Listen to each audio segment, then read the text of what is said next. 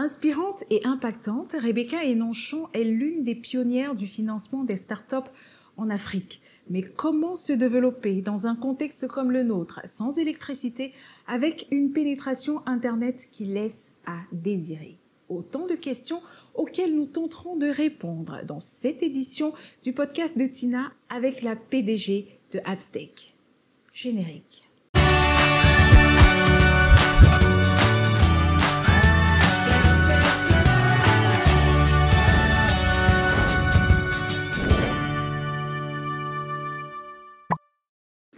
Madame Hénonchon, bonjour et merci d'avoir accepté notre invitation. Non, merci de m'avoir accueillie. J'aime beaucoup ce que tu fais et c'est un plaisir d'être ici. Ça m'a fait tout bizarre de voir que vous avez accepté directement l'entrevue. J'ai trouvé que c'était assez rare quand même pour une personne de votre acabit. Mais c'est pas n'importe qui m'a invitée. Donc c'était important et comme j'ai dit, je te tutoie, excuse-moi. Non, mais c'est ma fille ici. Ouais. Mais je te suis depuis très longtemps et j'aime ce que tu fais et donc c'est vraiment un honneur vraiment d'être ici avec toi. On va dire que l'honneur est partagé. Merci. Alors, on va entrer directement dans le vif du sujet. Vous avez mis une entreprise sur pied, une entreprise de développement technologique, j'ai envie de dire, en 1999. Donc, ça fait plusieurs années aujourd'hui, à une époque où Internet n'existait pratiquement pas au Cameroun, où les ordinateurs, c'était quelque chose qu'on voyait vraiment de façon disparate. Qu'est-ce qui a été le déclic? Qu'est-ce qui vous y a poussé? En fait, donc ça fait 26 ans que j'ai mon entreprise qui s'appelle Appstec. J'ai commencé aux États-Unis. Donc l'entreprise a d'abord commencé aux États-Unis avant que j'installe en 2002 la filiale au Cameroun. Je pense que j'ai compris très tôt que la puissance de ces machines-là, qu'à travers cette machine, on peut créer tout un autre monde. Et étant femme, et qui ne ressemble pas exactement aux personnes qui sont connues dans la tech dans le monde entier, c'était un moyen pour moi de m'affirmer sans qu'on me voie.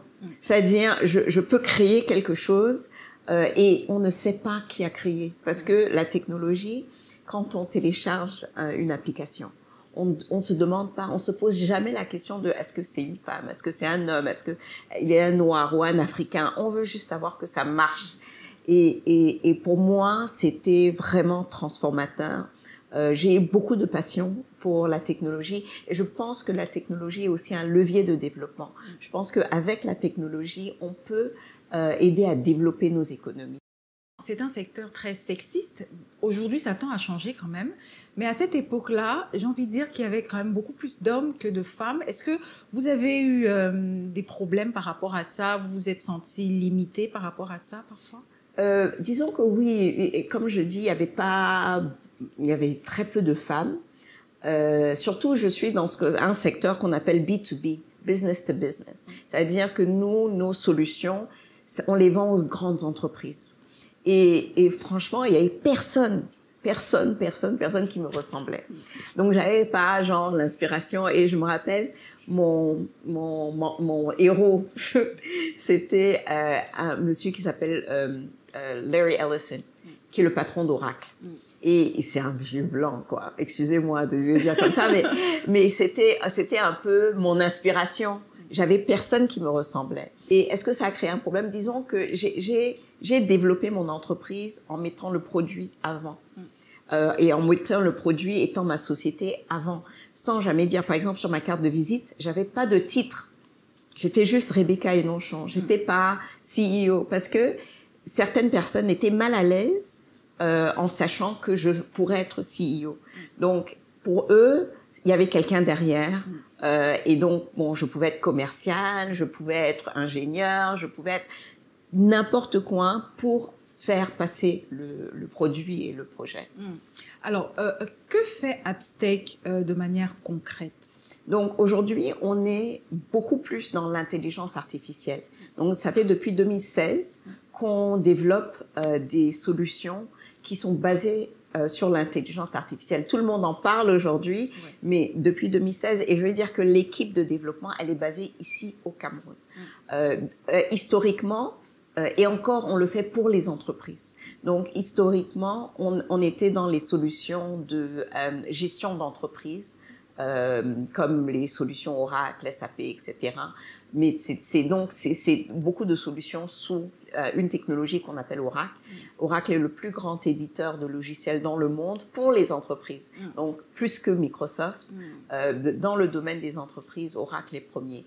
Et donc, on a travaillé avec des solutions Oracle, donc de 99 jusqu'en 2016, on faisait exclusivement Oracle. Maintenant, on a encore des clients historiques qui sont sur Oracle et on continue à les soutenir, mais on est vraiment dans le développement des applications et développement des solutions qui sont basées sur l'intelligence artificielle en utilisant le moins de ressources possible.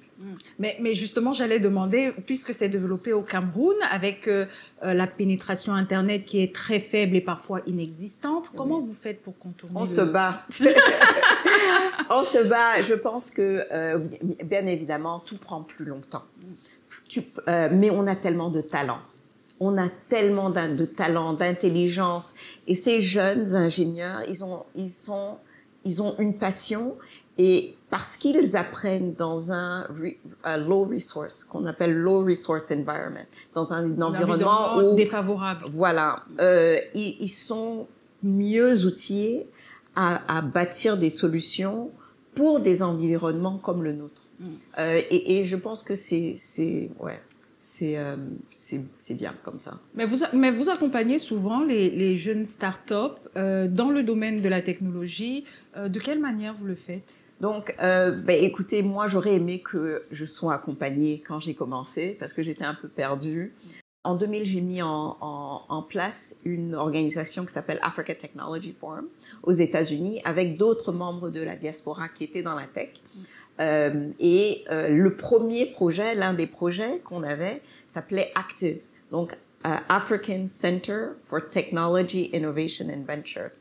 Et c'était un projet pour accompagner les entrepreneurs numériques. Comment on fait pour trouver des mentors, trouver des financements, etc. Mais c'était juste un projet. Et ce n'est qu'en 2010 qu'on a mis ce projet finalement, qu'on a mis ce projet sur place. On a commencé à Buea, donc Active Spaces, donc Active étant le projet, et Spaces, l'espace pour ce projet.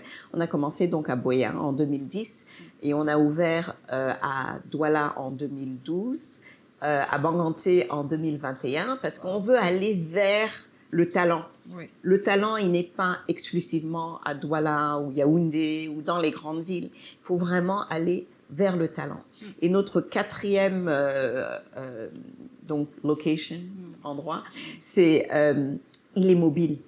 Donc l'année dernière, on a mis en place un conteneur de 40 pieds avec un camion qui a sillonné le pays, allant dans des zones très reculées pour introduire la technologie à ces communautés et créer cet intérêt à la jeunesse pour des métiers dans la technologie. On est à combien d'entreprises à peu près aujourd'hui que vous avez accompagnées de cette manière? Je ne peux pas compter. Je ne peux pas compter parce que y a celles qui sont au Cameroun, évidemment, mais dans toute l'Afrique. Je travaille avec les startups dans toute l'Afrique à travers des organisations différentes. En 2011, on a créé une organisation qui s'appelle AfriLabs.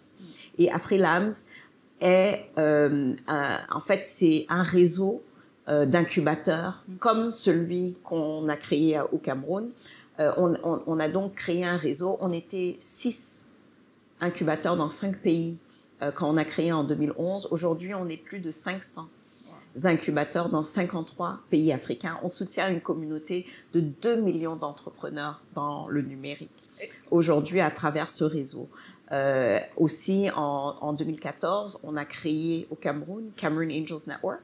C'est un réseau de business angels, donc pour soutenir financièrement ces startups. Et on l'a fait aussi au niveau panafricain. Mais qu'est-ce que vous gagnez dans tout ça? Surtout les business angels, parce que oui, oui, oui. C'est vrai que les business angels, on est censé gagner de l'argent. Et il y a des possibilités vraiment de gagner beaucoup d'argent, mais ça prend du temps. Je peux pas dire honnêtement que moi, j'ai déjà gagné de l'argent en investissant dans les startups. Mais j'ai beaucoup d'amis qui l'ont fait. Pas au Cameroun pour l'instant, parce qu'on n'a pas eu de exit. C'est-à-dire que l'opportunité, elle est, tu vas gagner de l'argent, pas parce que la startup gagne de l'argent.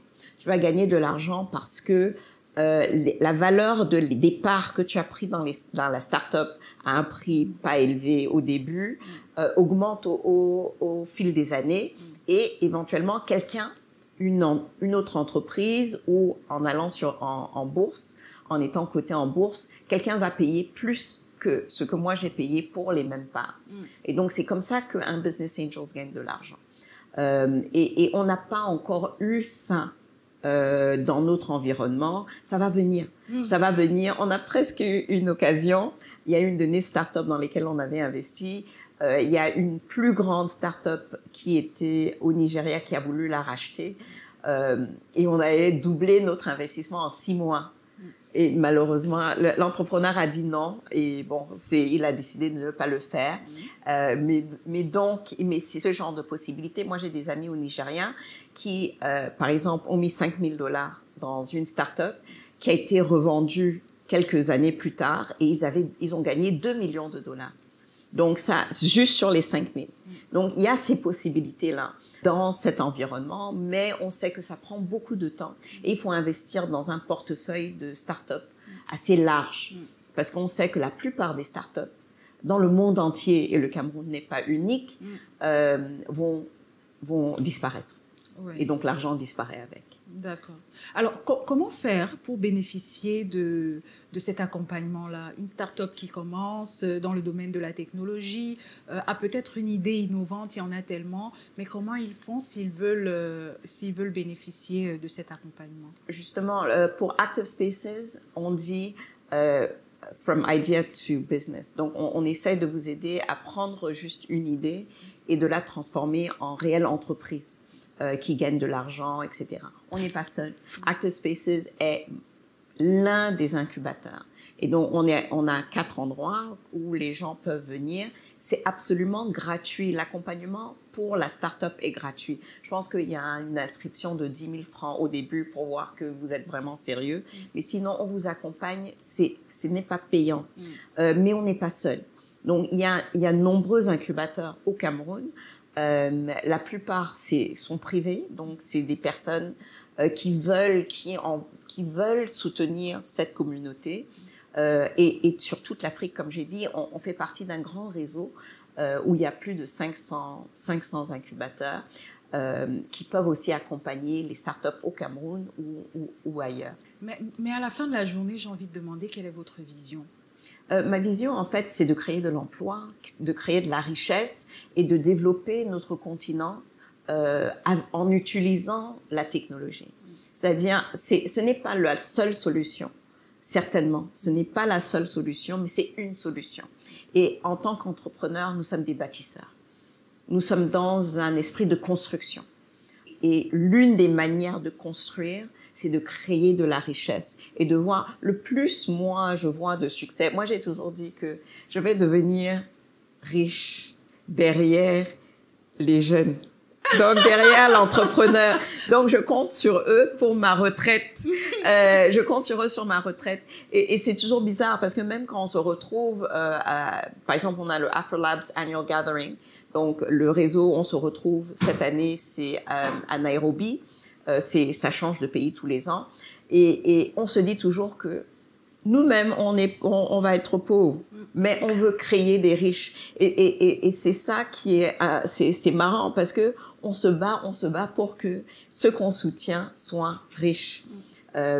Et ouais, parce que ça crée de l'emploi. Avec, hein? Ben oui, un jour. Mais c'est pas par là. Pour l'instant, c'est mon entreprise qui me permet de vivre. Et certaines de mes activités qui me permettent de vivre, mais un jour, un de ces enfants-là va être mon fonds de retraite. Alors, dans le contexte camerounais, est-ce qu'il est vraiment facile de développer une start-up? Quand on sait, pour le domaine technologique par exemple, il faut Internet, il faut un bon débit, il faut que ce soit constant, il faut l'électricité également, il faut dealer avec les impôts, bien que je pense que les start-up sont exonérées, mais peut-être seulement de patente, hein. Je ne sais pas si par-ci, tous les impôts, mais est-ce que c'est facile vraiment de développer une start-up? Il est facile pour aucun entrepreneur au Cameroun. On est en terrain hostile. Moi, je dis toujours que on est en terrain hostile à l'entrepreneuriat numérique, à l'entrepreneuriat en général, mais l'entrepreneuriat numérique aussi. Et malgré les discours des dirigeants qui disent encourager ça, en fait, ils encouragent l'auto-emploi. C'est-à-dire que nous, on ne peut pas créer des emplois pour vous, les jeunes. Et donc, allez vous débrouiller. C'est ça qu'ils veulent. Mais il n'y a aucun vrai soutien pour que l'auto-emploi devienne une vraie entreprise. L'entrepreneur va créer de l'emploi, va créer de la richesse. Je donne un petit exemple. Les startups tous les programmes de startups sont sous le ministère des PME. Or, une startup n'a pas l'aspiration de rester PME. C'est une qui commence petit, mais qui va gagner des milliards, va investir des milliards dans des solutions. Mais c'est pour dire que on veut que vous soyez là, mais on veut pas que vous ayez trop d'argent. Débrouillez-vous, mais donc il y a pas vraiment d'accompagnement. Je connais la loi pour les startups qui est formidable par écrit là, c'est vraiment formidable. C'est 5 ans d'exonération sur tous les impôts, sur toutes les taxes. Essayez de mettre ça en œuvre. C'est le papier là et la réalité, c'est deux mondes différents. Et je pense que c'est ça un peu par rapport à l'Internet. Moi, je dis toujours, l'Internet, c'est l'oxygène de l'entrepreneuriat numérique. Comment fait-on pour même respirer quand on est asphyxié? C'est-à-dire qu'on ne veut pas nous donner la disponibilité dont on a besoin pour l'Internet. Pourtant, le Cameroun est doté on a 5 câbles sous-marins qui atterrissent au Cameroun, dont on peut bénéficier. On devrait payer moins d'Internet que n'importe quel pays africain. Ça devrait être moins cher, plus disponible, mais pour des raisons purement politiques, on nous limite l'accès à l'Internet parce que ça coûte très cher. Et en limitant même le débit qui est disponible pour les opérateurs, est limité. On utilise moins de 15% de la capacité qu'on a d'Internet. Et donc, c'est cette capacité-là qui est distribuée entre les opérateurs différents. Donc, on se plaint beaucoup d'Orange et MTN, et pour des raisons valables, mais ils sont limités à ce qu'ils peuvent acheter, parce c'est l'État, par Camtel, qui décide combien de débit ils vont vendre à MTN, combien ils vont vendre à Orange. Et puis Orange est limité, donc, et avec ce petit débit, ou MTN, ils sont limités à ce qu'ils peuvent maintenant distribuer à leurs clients. Est-ce que les pouvoirs publics camerounais, vous avez le sentiment qu'ils ont conscience de ce que c'est que le développement technologique? Est-ce qu'ils savent que, par exemple, aux États-Unis, on parvient à avoir Facebook aujourd'hui grâce à des startups qui ont eu les moyens de se développer, les moyens mis en place par l'État? Est-ce que l'État camerounais, vous avez l'impression qu'ils ont conscience de ça? Non, pas du tout. Parce que dans leur esprit, la technologie, c'est la manière dont eux, ils l'utilisent. On a des dirigeants qui sont sur Yahoo ou Gmail. Et pour eux, la technologie, c'est le téléphone Android, on a WhatsApp, on a Facebook. Donc pour eux, la technologie, elle s'arrête là. Et donc, comme eux l'utilisent mal, n'ont pas vraiment compris l'utilité dans leur métier, dans leur travail de l'Internet, ils pensent que dans leur esprit, Internet égale réseaux sociaux. Réseaux sociaux, c'est là où on parle mal d'eux. Et donc, si on limite ici, on va limiter là-bas. Donc, la révolution qui va passer par les réseaux sociaux, ils n'en veulent pas. Et donc, pour eux, c'est une vision très, très limitée de la puissance de l'Internet et de la création d'emplois que ça peut créer. On peut créer, par exemple, des call centers, des centres d'appel au Cameroun. Pourquoi pas? On a les 2 langues. On est vraiment béni. On est un pays béni. Imaginez les milliers et les milliers d'emplois. Mais pour ça, on a besoin de connexion Internet. Et voilà un pays qui est prêt et qui dans des situations, nous a coupé l'Internet complètement. Vous vous souvenez, du côté anglophone, pendant 93 jours, il n'y avait pas d'Internet. C'est pas qu'ils ont limité l'accès aux réseaux sociaux. Ils ont coupé l'Internet. On ne pouvait pas faire de transactions bancaires. On ne pouvait pas fonctionner dans ces zones-là. Et donc, l'état d'esprit qui est prêt à couper l'Internet à sa population n'est vraiment pas l'esprit dont on a besoin pour développer notre pays avec cette technologie-là. On parle donc d'alternance dans quelques semaines, on parle d'élections présidentielles. Vous êtes pour ou contre une alternance? Je connais déjà un peu la réponse. Alors là, il faut changer. C'est le chassement. Non, je suis vraiment pour un changement. Est-ce qu'on l'aura? Je ne sais pas. Est-ce qu'on l'aura? Je ne sais pas. J'ai déclaré hier que je soutiendrai le candidat qu'aura choisi les partis d'opposition dans la coalition. Je ne sais pas qui c'est, mais quelle que soit la personne, je vais soutenir cette personne pour les élections futures. Est-ce que je crois que l'alternance va passer par les urnes? Je ne pense pas. Je ne suis pas sûre. Mais je pense qu'il y a tout un processus pour arriver au changement et que les élections font partie de ce processus-là. Comme j'ai dit, je ne suis pas avec le système électoral tel qu'il est aujourd'hui. Je ne fais pas confiance à ce système-là. Et donc, je pense que même si on avait à obtenir plus de votes, je ne suis pas sûre qu'un candidat va gagner. Mais c'est un processus et ça fait partie d'un processus pour arriver au changement et entendre la voix du peuple. Ce qui est donc important pour vous, ce n'est pas forcément le programme politique, il y en a qui sont très bien écrits, mais c'est simplement changer de personne. Oui, parce qu'en fait, le prochain président, pour moi, doit être un président de transition. Donc, quel que soit le programme, vous n'allez pas le mettre en œuvre. C'est pas possible. Donc, dans cet environnement, vous n'allez pas pouvoir le mettre en œuvre. Donc, et c'est pour ça que je soutiens ce mouvement pour la coalition, parce que l'une des conditions pour être désigné, c'est de signer l'accord en disant que moi, candidat, je serai un candidat de transition. Donc, je ne vais pas rester plus de 3 à 5 ans, que je vais mettre en œuvre des grandes assises pour qu'on parle de la forme de l'État, qu'on remette un peu les bases pour que la prochaine élection, on puisse choisir un candidat par rapport à son programme. Et que ce candidat et ces candidats aient la possibilité vraiment de dévoiler leur programme, d'aller vers le peuple. Aujourd'hui, ils n'ont pas ces libertés-là. On est contraint par l'environnement politique qui est assez malsain. Et c'est ça qu'on veut, c'est-à-dire on veut que quelqu'un vienne qui n'est pas eux, parce que eux, ils ne vont jamais mettre en place un système qui est libre et transparent. Et on veut juste quelqu'un qui va venir, OK, nous aider à remettre les bases en place. Donc, c'est pour ça que le reste n'est pas important pour moi. La personne que c'est, ça m'est égal du moment où cette personne est d'accord pour mettre en œuvre ce qu'il faut pour qu'on arrive à des élections libres. Vous parlez de 3 à 5 ans, oui. Mais on parle d'un système qui existe depuis plus de 40 ans.